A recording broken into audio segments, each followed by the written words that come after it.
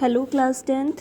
बेटा आपका pre board आपके आने वाले हैं और बोर्ड में भी आपका 40 मार्क्स का ही पेपर आएगा। ठीक है, इस बार सेकंड टर्म का। और इसमें आपको पता ही होगा कि बहुत सी चीज़ें डिलीट हो चुकी हैं। हमारा लगभग 70% सिलेबस आएगा। ये कुछ टॉपिक्स हैं जो आपके सिलेबस से डिलीट हो चुके हैं, ये आपको नहीं करने।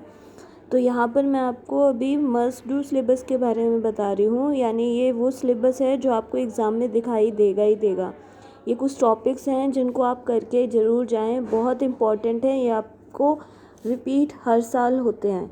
तो आपको इस सिलेबस में जितने चैप्टर्स दिए गए हैं उसमें जो भी इम्पॉर्टेंट चीज़ें दी गई हैं उनको रिवाइज़ करना है।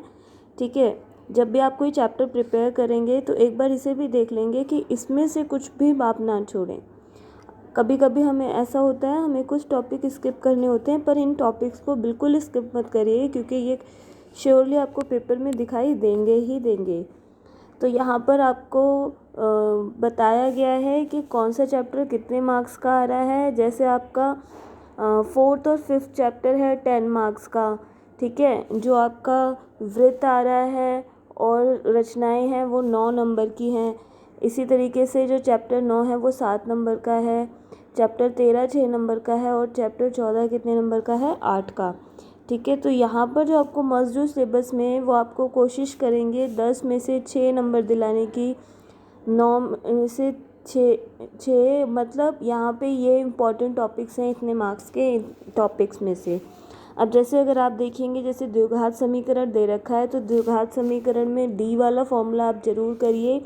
और डी के फॉर्मूले से हमें मूलों की प्रकृति पता चलती है। अगर वो 0 से बड़ी आ रही है डी की वैल्यू तो वो वास्तविक होंगे, अगर बराबर आ रही है तो वो मूल भी बराबर होंगे और वास्तविक भी होंगे, और अगर वो 0 से कम आ रही है तो उसके मूल होंगे ही नहीं।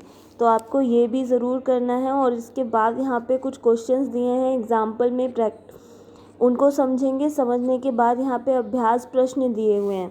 अगर आप इनको कर पा रहे हैं यानी आपने अच्छे से इसको तैयार कर लिया है, तो आप देखेंगे हर चैप्टर में, अब ये समांतर श्रेणी हो गया। ठीक है, तो हर चैप्टर में आपको इम्पॉर्टेंट फॉर्मूले पहले इम्पॉर्टेंट पॉइंट बुलेट पॉइंट्स में ऊपर दिए हैं, फिर उनके एग्जाम्पल दिए हैं जिनमें आपको क्वेश्चंस को समझाया जा रहा है। उसके बाद आपकी अभ्यास प्रश्नावली है।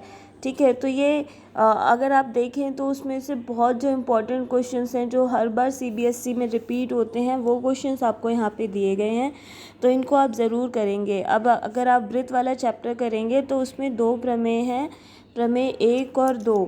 ठीक है, तो जो स्टैंडर्ड और बेसिक 2 तरीके के पेपर आएंगे, तो दोनों में ही किसी एक पेपर में ये थ्योरम होगी और किसी एक में दूसरी थ्योरम, तो इनको आप करके जाएंगे। ठीक है, और आगे आपके जो क्वेश्चंस इंपॉर्टेंट आते ही आते हैं वो भी यहाँ पर दिखाई दे रहे हैं। ठीक है, ये आपका बुक का क्वेश्चन है, ये आपके पेपर में आता है, तो इसको आप करके जाएंगे।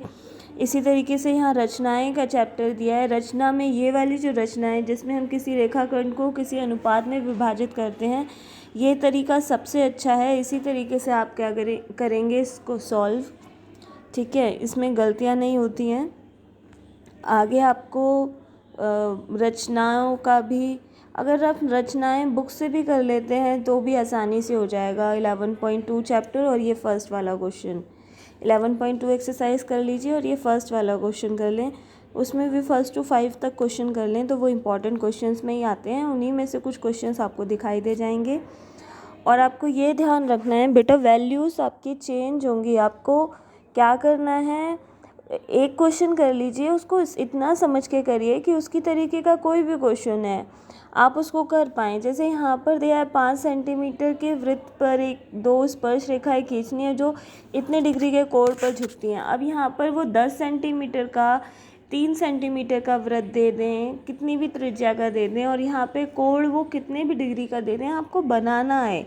तो आप इतना समझ के इन क्वेश्चंस को सॉल्व करेंगे।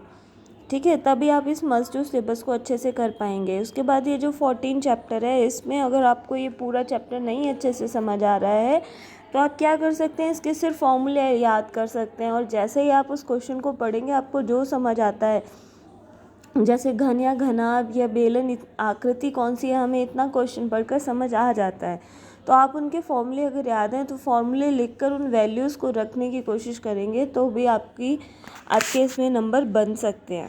ठीक है, आगे हमें क्या दिया है, आगे सांख्यिकी दी है। बेटा सांख्यिकी आपको 8 आउट ऑफ 8 मार्क्स आसानी से मिल जाएंगे। सबसे इजी चैप्टर और सबसे ध्यान से करना है।